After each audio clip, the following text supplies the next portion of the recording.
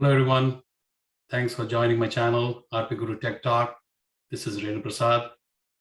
If you have not subscribed to my channel, please do subscribe to watch more fun videos and also get updated when new videos are uploaded in my channel. Thank you so much. I have a DELL XPS 15 L502X laptop, which is pretty old. And currently it has 8 gigabytes of memory in it. According to Dell, they said that's the maximum you can go for, but I did read that there's more. So I see that it's a DDR3. So I thought of testing it out. There was a good deal on Amazon for a dual 16 gigabytes, 8 plus 8 gigabytes memory.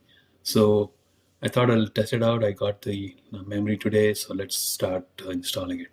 So open the laptop, turn the laptop to the back side, remove the battery, and then there are 3 screws on the back cover at the bottom panel. So start removing, use the right screwdriver. It could be tricky because this is a delicate back cover.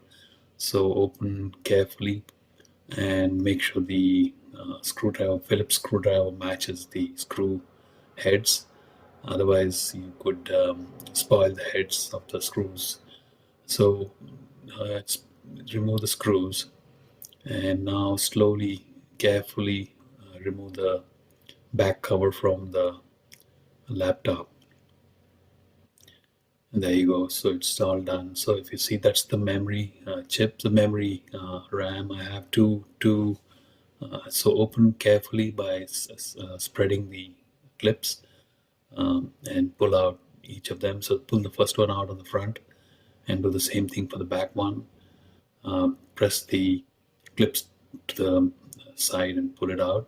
So my 2 old RAMs are out. Now I've got a new RAM, so 2 sets of RAM. It's a dual. It's 8 by 8 and 8 gigabytes, so 16 gigabytes in total. So install the first one at the back first. Just delicately push it into the slot, so the clips will automatically connect, and it's all set now. So let's do the second one. So put it in there. So, and then do the same thing slowly, plug it in, and now the clips should automatically lock it. So now we are all set with the memory installed. Put the back cover back with the screws. Make sure you don't push the back cover too much, because sometimes it takes a little delicate push to get it in. And make sure you tightly put the screws in. So if you see any gaps, make sure that there are no gaps by the time you're done with the screws. Now if you see the screws are in, you're all set with the back cover. Now put the battery back after this.